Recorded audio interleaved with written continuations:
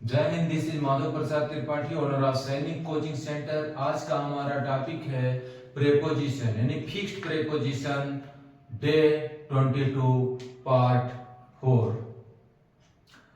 इस YouTube video concept को बताने से पहले या शुरू करने से पहले मैं आपको बता दूं, ये पार्ट 4 मतलब ये हुआ कि इससे पहले फिक्स्ड प्रेपोजिशन के पार्ट 3 तक मैं यूट्यूब वीडियो कॉन्सेप्ट आपके लिए बना चुका हूं। और आज हमारा जो टॉपिक है वो प्रेपोजिशन यानी फिक्स्ड प्रेपोजिशन पार्ट 4 है। इससे पहले नॉर्मल प्रेपोजिशन, जिसे फिक्स्ड प्रेपोजिशन नहीं कहा जाता, उनकी कंप्लीट यूट्यूब वीडियो कॉन्सेप्ट बन चुका है और हमारे चैनल पे आप उसे देख सकते हैं। सैनिक कोचिंग सेंटर 396 हमारा चैनल है। तो इस वीडियो को शुरू करने से पहले मैं आपको बता दूं, वीडियो के अंत तक बने रहिए। लाइक, शेयर और सब्सक्राइब करना ना भूलें, क्योंकि जब आप समझेंगे तभी आप दूसरे को फॉरवर्ड करेंगे। तो सबसे पहले ये जरूरी है कि खुद समझें, इसके बाद फॉरवर्ड करें। तो चलिए बिना टाइम वेस्ट किए हुए लेट्स गेट इट स्टार्टेड, शुरू करते हैं। फिक्स्ड प्रीपोजिशन, यहां पर आप देखेंगे 1 2 3 4 4 सेंटेंस लिखे हैं। टॉपिक है इंग्लिश फिक्स्ड प्रीपोजिशन। बहुत इंपॉर्टेंट चैप्टर है। मैं हर यूट्यूब वीडियो कॉन्सेप्ट में जब भी प्रीपोजिशन पढ़ाता हूं आपको जरूर बताता हूं कि प्रीपोजिशन, अगर आप कमजोर है आपका प्रीपोजिशन, तो इंग्लिश कभी भी इंप्रूव हो ही नहीं सकता। हर सेंटेंस रॉन्ग ही बनता है। इसीलिए बोलता हूं कि ये जो प्रीपोजिशन है ये इंग्लिश का जादूगर है। तो इस जादूगर को अच्छी तरह सीखेंगे, इसके ट्रिक को पकड़ेंगे। चलिए शुरू करते हैं। सबसे पहला सेंटेंस है, उसे व्यापार में आपकी उपलब्धियों से ईर्ष्या है। दूसरा है, ये लोग आपके पैसे से जलते हैं। आप उस बच्चे को शिक्षा से वंचित नहीं कर सकते। और फोर्थ यानी लास्ट है, वह जीवन भर प्यार से वंचित रहा। अब इसको अगर हम ट्रांसलेशन करेंगे तो कैसे करेंगे, इसका ट्रांसलेट क्या होगा? He is इनवियस। इनवियस मतलब होता है ईर्ष्या करना। इनवियस मतलब क्या होता है? ईर्ष्या। क्या होता है? ईर्ष्या। अब मैं आपको बता दूं पहले कि जो इनवियस वर्ड है ये एक एडजेक्टिव है। क्या है? एक एडजेक्टिव है। इसके ऊपर मैं लिख देता हूं, दूसरे कलर में लिखना पड़ेगा। यहां पे एक एडजेक्टिव है इनवियस। इनवियस मीन्स सिर्फ ईर्ष्या होता है, ईर्ष्या करना नहीं होता। ठीक है। Next, these people are envious that your money। envious, ये भी envious है, तो ये भी क्या है? एडजेक्टिव है। नेक्स्ट, you can't deprive या कैन नॉट। आप कैन नॉट का कॉन्ट्रैक्शन कांट ही बोलते हैं, लेकिन जब भी आप कैन नॉट लिखें तो दोनों एक साथ लिखें। ये कुछ टॉपिक्स हैं, जल्दी जल्दी इस पे नजर डालिए। डिप्राइव, ये डिप्राइव जो है ये एक वर्ब है। क्या है? वर्ब है। तो can not, you can not deprive that child that education. Next, he remain deprive. Deprive क्या है? एक वर्ब है। That love through out his life. अब आप सोचेंगे कि सर इतने डिटेल में क्यों जा रहे हैं कि एडजेक्टिव है या वर्ब है। तो मैं आपको बता दूं कि जो मेरे प्रीवियस यूट्यूब वीडियो कॉन्सेप्ट्स हैं उसमें से नाउन प्रोनाउन को अलग अलग टॉपिक में मैंने बताया है। उसे जो बच्चे देखे होंगे वो अच्छी तरह समझते होंगे कि ये जो है वर्ड एडजेक्टिव है या वर्ब है। स्टूडेंट का मतलब ये होता है कि आप एक अगर यहां से सेंटेंस पढ़ते हैं यहां तक, तो आपको एक एक वर्ड पता होना चाहिए कि ये जो लिखा है तो क्या है। मान लीजिए यहां लिखा है दीज पीपल, ये दीज है तो दीज क्या है? पीपल क्या है? एक कोलेक्टिव नाउन है। नाउन है तो क्या है? कोलेक्टिव नाउन है। आर क्या है? ऑक्सिलरी वर्ब है। एनवीएस तो लिख दिया, एडजेक्टिव है। फिर योर क्या है? योर क्या है? सोचिए थोड़ी देर, आपसे पूछा जाए ये योर क्या है तो आप क्या बताएंगे? Possessive pronoun. क्या है? पोसेसिव प्रोनाउन, क्योंकि यहां पे अधिकार जताया जा रहा है। और मनी एक नाउन है। तो मैं यहां पे अब टाइम वेस्ट नहीं करूंगा, क्योंकि इसके यूट्यूब वीडियो कॉन्सेप्ट बना चुका हूं। आप उसे देखेंगे तो एक एक वर्ड, मेरा यही एम रहता है कि जो स्टूडेंट यहां पढ़ते हैं या जो मेरे यूट्यूब कॉन्सेप्ट देखते हैं वो इतने ब्रिलियंट हों कि एक एक वर्ड उनको पता लग जाए कि है तो क्या है। अगर ये आप जानते हैं, it means you are a brilliant student. तो अब आइए टॉपिक पे। टॉपिक है, यहां पे एक कॉमन चीज है जो आप देखेंगे, से। क्या है? से। मैं इसे अंडरलाइन करता हूं। बॉडी और माइंड कंसंट्रेट करिए, बहुत बेहतरीन सीखने वाले हैं आप, ठीक है। से, ये से और से, यहां पे भी है से। प्रेपोजिशन होता ही क्या है? से, पर, ऊपर, नीचे, यही सब तो है। तो यहां पे एक चीज कॉमन है, से, ठीक है। इस से की इंग्लिश हम लगाएंगे। इससे पहले नॉर्मल प्रेपोजिशन में आपको कोई भी बताया होगा, या मेरा यूट्यूब कॉन्सेप्ट भी पढ़े होंगे, जहां पे नॉर्मल प्रेपोजिशन होता है, यानी फिक्स्ड प्रेपोजिशन नहीं होते, वहां पे से की अंग्रेजी आप क्या लगाते हैं? बाय, विद, फ्रॉम या टू। जैसे आई राइट विद पेन, मैं पेन से लिखता हूं तो विद लगा दिया, ठीक है। वह कार से जाता है, he goes by car, he goes by car. याद रखिए, कोई भी अगर ट्रांसपोर्ट है उससे पहले दी या द का यूज मत करिए। नेक्स्ट, अगर बोले कि मैंने उसे पेड़ से बांध दिया, आई टाइड हिम, आई टाइड हिम, से की अंग्रेजी क्या लिखेंगे आप? पेड़ से बांध दिया। आई टाइड हिम, मैं कलम से लिखता हूं तो मैं क्या बोलता हूं? I write with a pen.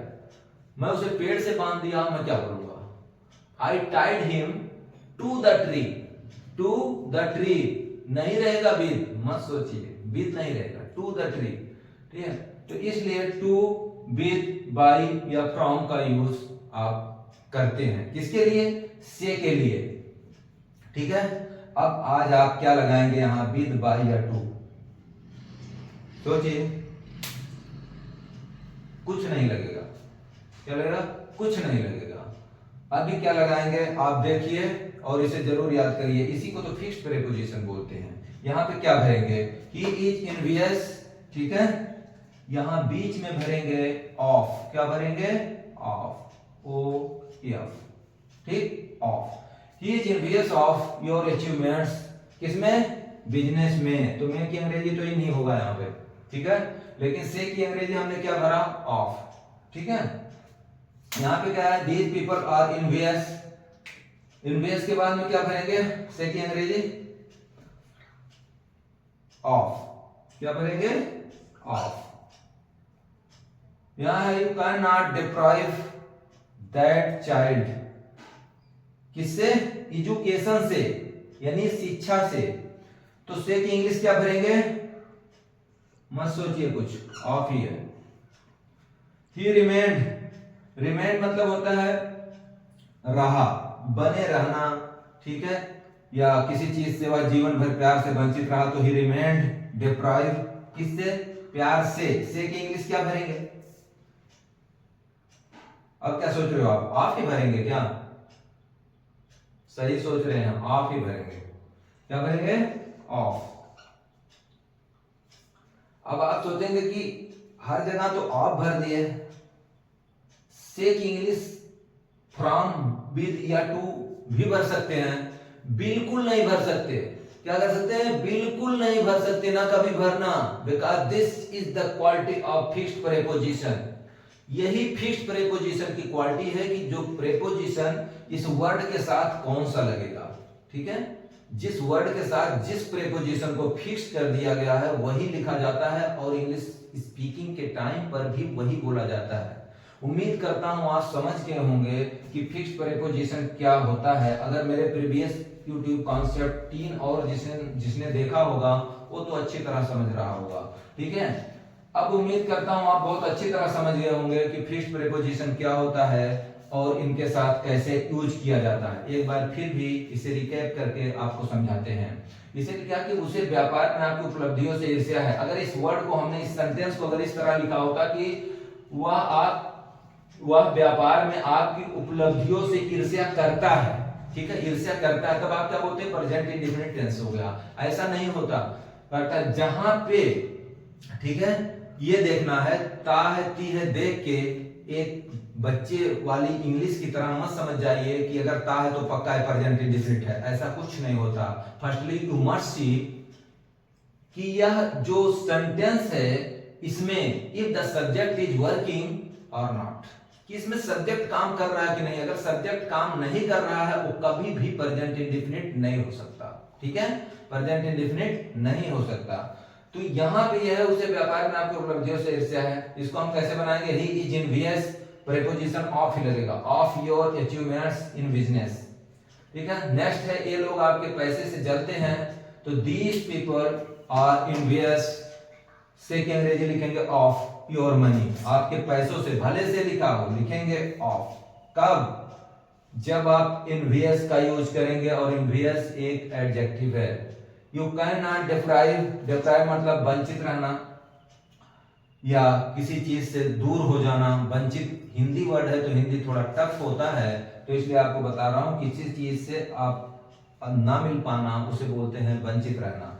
तो you can not deprive that child. अब देखिए आप उस बच्चे से, ये जो है कि उस बच्चे से, ये जो वर्ड है ये जब भी आए, ऐसा कोई भी यहाँ पे ऑब्जेक्ट आए, उसे तुरंत डिप्राइव एक वर्ब है उसके तुरंत बाद लिखें। ये जरूर याद रखें, सेंटेंस गड़बड़ कर देंगे आप।